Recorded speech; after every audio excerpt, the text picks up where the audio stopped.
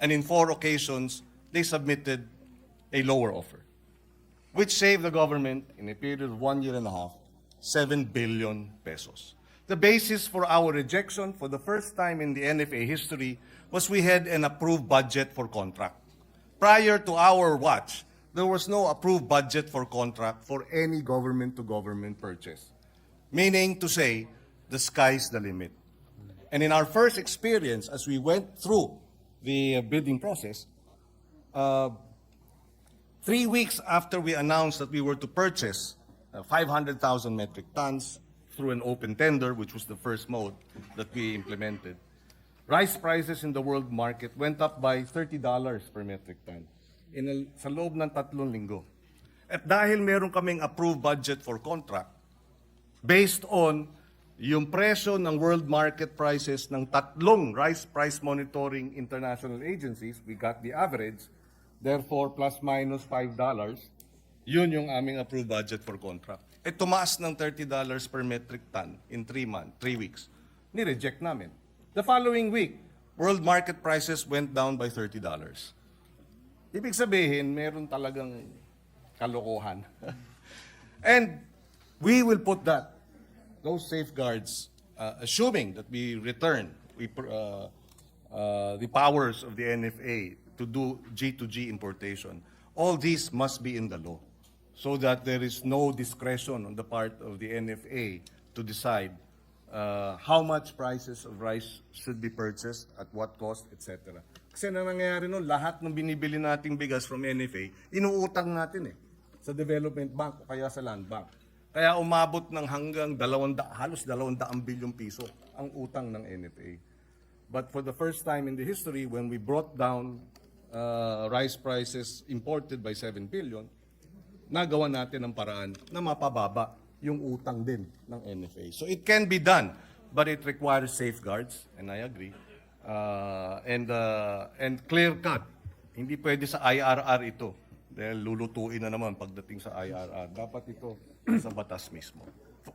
Thank you, Senator Risa. Thank you, Senator Rafi. Thank you, Senator Pangilinan. If I may interject also, Yes, Mr. President. I being the principal author of the anti-agricultural smuggling law of 2016, medyo nakaka-frustrate kasi dati po laganap ang smuggling, naipasa po natin ang anti-agricultural smuggling law, naging ang NFA naman, kaliwat kanan naman ang issuance ng import permit. No? So, nawala yung smuggling, nag-morph siya into yung trading, yung trade, yung hoarding at iba pa. That's why we amended it to anti-agricultural economic sabotage. Pero napakaano talaga. Sometimes it's really frustrating that our government agencies are the ones, kumbaga, innovative sila, no? Napapalusot. Kaya we commend Senator Tulfo for bringing this up, and hopefully we can really put the necessary safeguards to protect our farmers. No? Magaling, innovative talaga. Nung nalagay yung anti-agricultural smuggling law, import naman na import. Kaya nag-evolve naman sila. So, we really have to put the necessary safeguards. Thank you. Salamat po, Mr. President. And so, dagdag na lang, mula sa Isabela, speaking of the safeguard, so, dun sa intervention ng chair ng Committee on Agriculture, siguradong kailangan yung isang safeguard ay isang vigilant at saka decisive na leadership sa NFA at saka sa DA kung i-consider nga po yung ganitong amendment sa batas. Yung susunod ko pong tanong, kanina na itanong ko, pagkakatiwalaan ba dapat natin ang NFA na mag-angkat? Ngayon din, should we trust NFA to handle rice stocks well? Again, what has been their track record? And I ask this because concerns about the NFA's efficiency and market impact under its pre-RTL mandate are well documented. Its operations were frequently criticized for inefficient storage and handling, leading to substantial wastage. For example, ito mula po sa House hearings, 2 pesos 47 centavos were reportedly wasted for every kilogram of rice imported by NFA in 2011, about a third of imported rice went to waste due to these inefficiencies. So, given yung ganitong mga track record, dapat ba natin pagkatiwalaan ng NFA na alagaan yung rice stocks natin? Yes, Mr. President, Your Honor, I really do agree with you na doon sa tanong niyo kung dapat mapakitawalaan. Even I myself, nagdududa nung una. Pero after na napag-isip-isipan ko, why not give it another chance?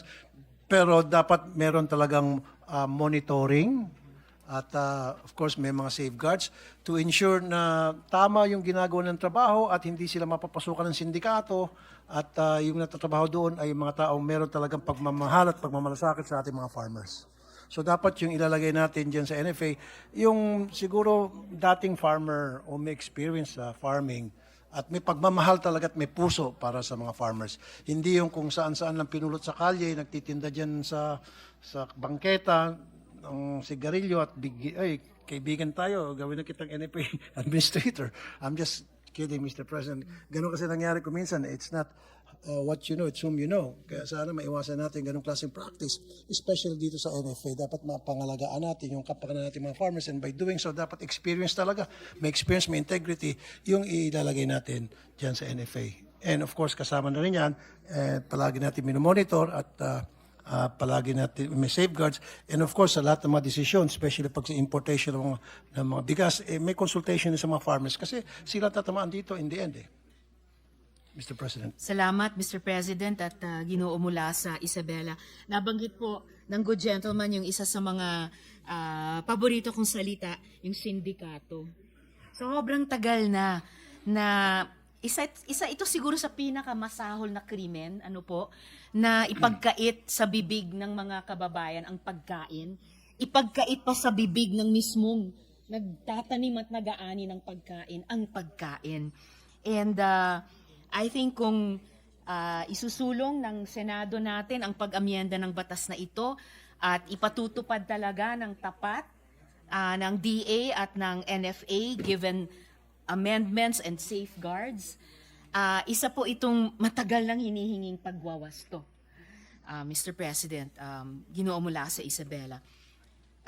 Sunod ko pong tanong, can we expect NFA to handle the volume and timing of rice stock releases into the market so that farmers will not suffer? I ask this because NFA's price fixing through heavy imports often depress domestic farm gate prices for local farmers.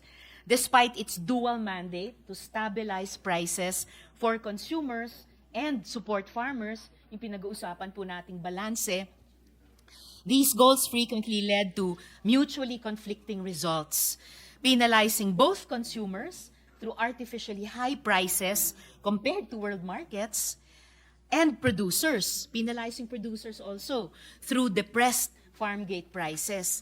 So, maasahan po ba natin ang NFA na i-handle yung volume at saka yung tamang timing ng rice stock releases sa merkado para hindi naman po mapinsalaan yung mga magsasaka, Mr. President? That is correct, Mr. President, Your Honor.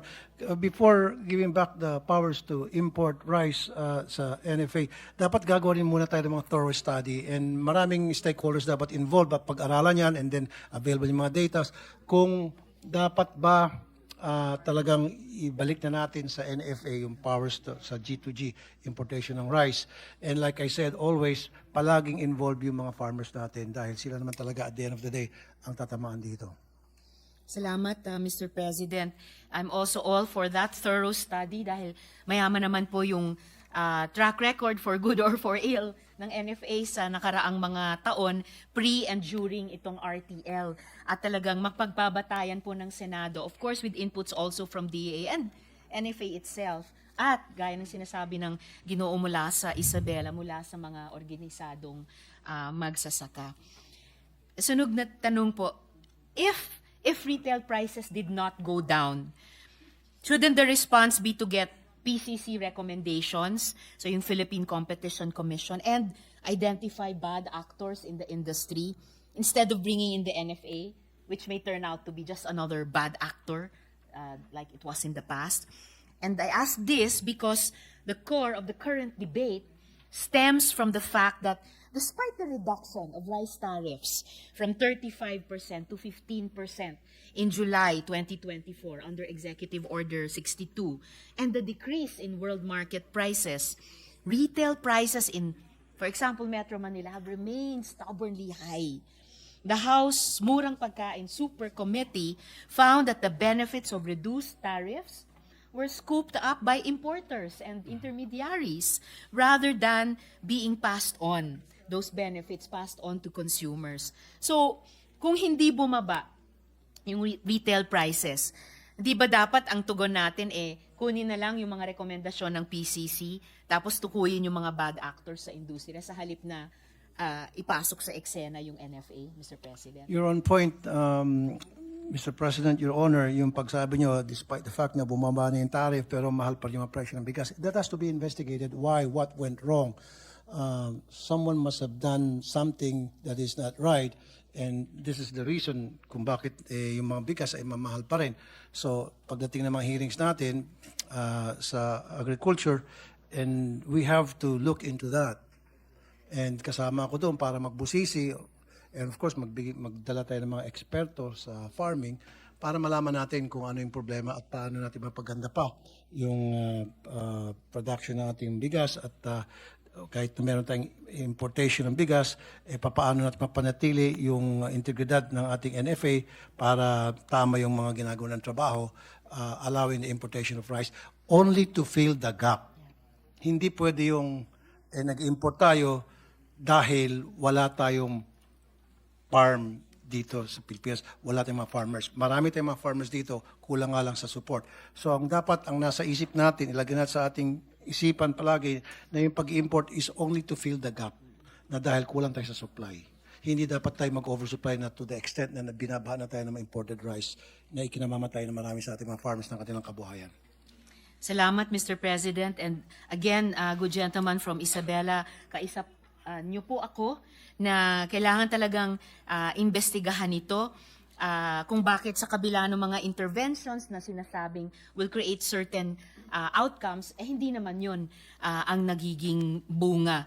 And I look forward dun sa investigasyon kung saan malamang mahalaga yung magiging inputs ng PCC. Kailangan talagang i-identify yung bad actors, pangalanan na sila para mailagay sa tamang lugar na wala nang sacred cows. Kung meron kang alam mga pangalan, Mr. President, this is the time. Yes, Mr. Pangalan President, natin. good Let's name gentleman. Lalahok din ako ng aktibo sa investigasyon tungkol dito tungo sa Maybe, Mr. President, pag-amienda. i-refer natin sa Blue Ribbon Batas. Committee para si Senator Marcoleta imbestigahan kung sino yung mga sindikato dyan sa rice importation, etc. At naglulook forward din ako sa input sa investigasyon ng NFA. Mr. President, I think the chair of the Senate Committee on Agriculture would like just to a quick interject. intervention. Senator Pangilinan is recognized. Nabanggit kasi with the permission of Senator Tulfo. Go ahead, Mr. President, Your Honor. Nabanggit kasi ni Senator Risa yung pangalan. Naalala ko, wala na ako sa Senado in this last 3 years ago.